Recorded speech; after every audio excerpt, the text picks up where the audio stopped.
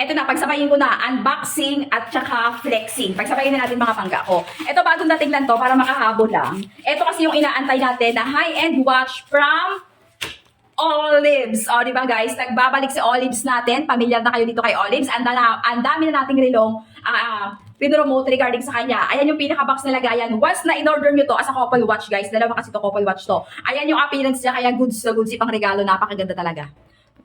Okay, flexing, tsaka unboxing tayo. Nakasil ng maayos yung pinaka-box niya. Kaya no worries kayo once na chinek out nyo to. Talagang silyadong-silyado si Olives natin. So, ito yung pinaka-appearance. Be, ayan din ha. Tapos, ayan. May kasama na siyang manual. May kasamang adjuster. At ito po ang itsura pang babae po ito. May couple watch po ito pang babae pa lalaki. Yung isa pa, wait lang. Okay, ayan. Ayan si Olives na rin. Be, grabe nakakaiyak si Olives ha. May kasama po, may warranty po ito ha. 1 year warranty po si Olives natin.